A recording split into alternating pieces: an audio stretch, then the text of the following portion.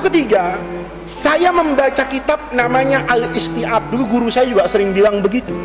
Di kitab itu anak-anakku ada riwayat yang luar biasa dari orang alim besar di Mesir, namanya Imam Lais bin Sa'ad Al-Qalqasandi. Ini kuburannya dekat Imam Syafi'i. Nanti kalau kamu bisa kuliah ke Mesir, ke Al-Azhar, mudah-mudahan ya semuanya bisa kuliah, ilmunya banyak, ilmunya hebat, lebih hebat dari saya, nanti belajar ke Mesir. Nah, di Mesir itu di dekat kuburan Imam Syafi'i itu ada kuburan Imam Lais. Imam Lais ini dikatakan tidak kalah hebat sama Imam Syafi'i. Imam Lais lahirnya kapan? Tahun 94. Imam Syafi'i lahir tahun 150 Hijriah. Beda berapa tahun tuh? Beda 56 tahun. Jadi Imam Lais ini lebih senior dari Imam Syafi'i. Dikubur dekat makamnya Imam Syafi'i, ya. Tapi di Mesir itu ada imam namanya Lais bin Sa'ad Al-Qalqasandi. Lahir tahun 94 Hijriah, wafat tahun 175-an. Saya lupa tahun, tapi lahirnya tahun 94. Di situ Imam Lais itu cerita gini anak-anakku. Jadi ini cerita bukan hayalan, bukan dongeng, bukan juga cerita tanpa makna. Karena yang bercerita itu bukan Muhammad Faiz, tapi imam besar namanya Lais bin Sa'ad. Imam Lais ini diriwayatkan oleh Imam Ibnu Abdul Bar, cerita begini. Anak-anakku tahu sahabat Nabi yang namanya Zaid bin Harisah. Pernah dengar enggak? Siapa itu? Kalau Abu Bakar, kau tahu kan? Umar. Zaid bin Harisah itu apa sejarahnya? Anak angkatnya Rasulullah, hibbu ar-Rasul dalam sejarah. Anak yang dicintai oleh Rasulullah, namanya Sayyidina Zaid bin Harisah. Zaid ini anak-anakku bercerita pada satu ketika beliau itu pergi ke Taif. Taif itu tempat yang indah di dekat Mekah. Kira-kira 100 km itu indah. Mudah-mudahan kamu nanti bisa umroh, bisa haji sama suami yang saya ceritain tadi kan, ya kan, nanti berdua itu yang gambarannya kayak tadi itu, bisa umroh, bisa haji. Nanti bisa juga jalan ke kota Taif. Di kota Taif itu ada kuburan sahabat Nabi yang terkenal, Sayyidina Abdullah bin Abbas, itu dikubur di kota Taif. Dia jalan nih dari Mekah ke Taif. Pulang dari Taif mau balik ke Mekah kan jauh ini, maka Zaid itu nyewa kuda, jadi dia tidak punya kuda. Maka di Taif, kata Imam Lais, Sayyidina Zaid ini nyewa kuda. Ada tukang sewaan kuda, kata tukang sewaan kuda, boleh kuda saya kamu pakai ke Mekah, nanti saya ikut di belakangnya karena dia yang punya kuda, tapi ada syaratnya, kata yang punya kuda. Kata Sayyidina Zaid, apa syaratnya? Syaratnya satu, kalau nanti saya capek, kamu harus mau saya ajak istirahat dimanapun. Ibarat jalan tol, pokoknya kalau ada rest area, berhenti. Paham? Ya, ini kata siapa ini? Yang punya kuda. Maka Sayyidina Zaid mau, ya sudah, wong dia yang punya kuda, wong dia ajak istirahat, apa salahnya? Ikut, berangkatnya anak. Di tengah jalan, si tukang kuda ini yang punya kuda ngajak istirahat. Kata yang punya kuda, Tuan, sekarang kita capek ini sudah nih saya nih, ayo kita istirahat. Kata Sayyidina Zaid bin Harisah, ini tempat sepi, bukan perkampungan. Kata dia, loh, sesuai perjanjian, kapan saya capek kita harus istirahat. Maka belok anak-anakku ke satu gubuk yang sepinya luar biasa, ya, ada gubuk sepinya luar biasa. Kata orang tadi, saya mau istirahat di sana. Dia pura-pura tidur nyender di rumah gubuk itu. Sayyidina Zaid itu nggak tenang, karena kampung ini kampung yang sepi, nggak ada orang, nggak ada kucing, nggak ada binatang, nyamuk juga nggak ada, sepi banget. Kata Zaid, ini apa-apaan kok istirahat di tempat yang kayak begini? Karena seperti itu anak-anakku, Sayyidina Zaid itu nggak bisa istirahat, dia malah muterin sekitar rumah itu. Dia pikir-pikirin rumah siapa ya. Dia buka dari pintu belakang, kan orangnya tadi istirahat di pintu depan nyender. Dia muter ke belakang, begitu sampai di belakang dibuka.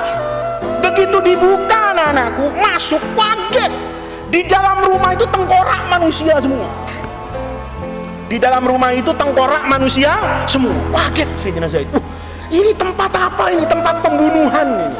Ya, maka Sayyidina Zaid itu lari ke depan, bangunin orang tadi itu. Ayo bangun. Ini rumah banyak sekali tengkorak manusia. Yang dibangun itu ngomong begini. Itu orang yang di rumah yang bunuh saya. Itu orang yang di rumah tengkorak itu mati, yang bunuh saya. Berarti yang punya kuda ini siapa? Rampok, begal, pembunuh. Saya memang memancing orang untuk nyewa kuda saya. Sampai di sini saya ambil hartanya, nyawanya saya apakan itu? Saya bunuh. Kaget luar biasa Sayyidina Zaid. Mau dilawan, badannya kayak Mike Tyson, gede banget ya kan? Kayak King Kong gitu, gede banget ya. Dia juga bawa senjata. Maka kata Sayyidina Zaid itu tawakal kepada Allah, ngomong begini dalam kitab itu, dalam riwayat Imam Lais bin Sa'ad. Ya sudah, kalau kamu mau bunuh saya boleh. Saya sudah pasrah, tidak ngelawan. Tapi kasih kesempatan saya untuk sholat 2 rakaat. Saya sholat. Kata begal rampok itu bilang, nggak apa-apa, sholat aja. Semua yang saya bunuh ini sebelum mati juga minta sholat. Ternyata tetap mati kok. Sholat tidak menyelamatkan apa-apa. Coba kamu kalau digituin gimana? Hah? Bukan lagi kencing di celana, dari kepalanya keluar kencing, saking abahnya itu, saking takutnya. Bukan cuma air mata yang keluar, matanya copot. Kenapa? Berhadapan dengan orang yang bejatnya luar biasa loh anak-anakku. Dia ngomong, dakni usolli wa unaji rabbi. Tinggalkan saya sebentar, saya cuma mau sholat, nggak kabur, kamu jagain deh. Asal saya sholat 2 rakaat, nanti habis itu saya nggak ngelawan deh. Mau digoreng kayak direbus, bunuh saya, selesai. Ini uang saya kasih, selesai. Kata Sayyidina Zaid bin Harisah. Orang tadi itu saking bejatnya ngomong, sholli, sholat aja. Semua yang mati itu semuanya sholat kok. Dan sholatnya tidak bisa memberikan manfaat apapun kepada orang itu, tidak menyelamatkan mereka, dan tetap mati. Sayyidina Zaid tetap sholat. Selesai sholat, sholatnya tenang nggak kira-kira kamu? Hah? Mungkin fatihahnya ketuker-tuker itu, ya kan? Ya kan? Kenapa? Lo sholat tapi habis sholat syukur kan? Kamu habis sholat makan, iya kan? Ini habis sholat mati. Allahu Akbar sholat, ya begitu. Fil alamina innaka hamidum majid, deg-degan nggak? Salam apa enggak gua kan gitu kan? Ya tetap saya salam tuh, karena janjinya tadi sholatnya berapa rakaat? Assalamualaikum warahmatullah, assalamualaikum warahmatullah. Kata orang tadi, sudah sholat kan? Dia cabut apanya itu? Pedangnya. Sayyidina Zaid itu nggak bisa apa-apa. Kenapa? Kondisinya sudah apa ini? Genting, tahu genting? Bukan genteng. Genting, tahu genting? Apa genting itu? Hah? Kayak kamu sudah masuk ruang ujian itu, tahu-tahu ada hafalannya yang copot satu, ya, ketinggalan di pintu tadi, ya. Genting nggak itu? Genting, mau balik nggak bisa, mau maju ustadznya serem banget kan, begitu kan? Paham maksudnya? Itu namanya genting. Maka Sayyidina Zaid itu dalam keadaan yang genting. Dia mau baca apa? Mau baca Fatihah nggak selesai, mau doa panjang-panjang nggak hafal. Maka Sayyidina Zaid itu teriak, ya arhamar rahimin, ya Allah yang maha rahim. Cuman begitu doang.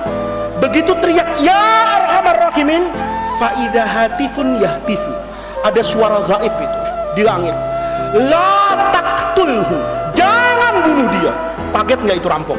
Kaget. Siapa yang berteriak ini? Kopassus kan begitu kan? Polisi apa bulis malam kan bisa gitu? Apa Kismul Aman atau mungkin Pak Usman di depan, ya kan? Siapa tahu dalam kisah itu ada juga satpam. Kenapa? Wong asalnya mereka cuma berdua doang, nggak ada orang lain. Orang itu kampung dia udah tahu begal, nggak pernah ada orang kok. Tiba-tiba ada suara, jangan bunuh dia. Kaget ini, yang mau apa? Bunuh. Lari ngecek, siapa lo? Beraninya main belakangan gitu, kata siapa ini? Kata si rampok itu. Muterin dia di rumah, dia cari, nggak ada orang. Dia cari, nggak ada orang. Maka brengsek, gue dikerjain. Datang lagi, mau diapakan Sayyidina Zaid itu? Dibunuh lagi. Begitu pedang itu mau dekat leher, Sayyidina Zaid, ya arhamar rahimin, teriak lagi dari langit, jangan bunuh dia. Orang tadi kaget lagi, lari lagi. Siapa ini? Cari-cari ya. Apa Pak RT, apa siapa ya kan? Ya siapa tahu kan, apa Pak Heri kan begitu ya. Apa Faiz misalnya. Siapa ini? Kok ada orang teriak yang sama? sampai teriakan keberapa itu? Kedua itu nggak ada orang. Maka orang tadi yakin betul, keluar loh, siapa mau nantang gua, siapa? Dicari nggak ada yang datang. Maka dia balik lagi kepada Sayyidina Zaid, mau diapain? Dibunuh lagi. Sayyidina Zaid itu udah pasrah, teriak lagi yang ketiga, ya Arhamar Rahimin. Tahu-tahu ada penunggang kuda, gagahnya luar biasa ya, kayak marinir Amerika Serikat ya, badan kuda gagah sekali, bawa sangkur. Kamu tahu sangkur nggak? Pisau yang tajamnya di depan. Kalau pisau kamu tajamnya kan yang panjangnya, ini yang tajamnya di depan. Itu bukan sekedar pisau. Pisau itu dari apa ini? Dari api. Itu orang berkuda jalannya cepat kayak kilat, langsung nusuk si pembegal itu seketika. Dalam riwayat Imam Lais itu yang mau bunuh perampoknya langsung mati geletak. Kata Sayyidina Zaid bin Harisah, alhamdulillah ada kamu, kalau enggak saya sudah mati. Tapi Zaid tanya dulu, kok baru ketiga ya kamu datang gitu loh ya kan teriak ya Arhamar Rahiminnya berapa kali? Yang pertama datang enggak, suaranya doang yang bergema. Yang kedua datang enggak, yang bergema cuma suaranya saja. Yang ketiga baru datang, ngomong nih orang ini ngomong, orangnya ganteng gagah naik kuda, kudanya hitam yang tegap itu. Orang tadi bilang, waktu kamu teriak ya Arhamar Rahimin, saya masih di langit ketujuh. Coba bayangin, bukan masih di pasar Minggu ini ya, bukan masih di pasar Minggu, masih di langit ketujuh ya. Begitu kamu teriak kedua, ana fis sama'id dunya, saya masih di langit apa ini? Dunia. Dan begitu kamu teriak yang ketiga, saya sampai di hadapanmu. Atau kata Imam Lais, itu adalah malaikat yang Allah tugaskan untuk menyelamatkan, memberikan kedamaian, ketentraman, kebahagiaan kepada orang yang selalu berteriak ya Arhamar Rahim. Kenapa? Karena ketika kamu dapat musibah, teriak kepada Allah ya Arhamar Rahimin, itu kamu sedang memuji Allah bahwa Allah itu memberikan apapun kepada saya pada hakikatnya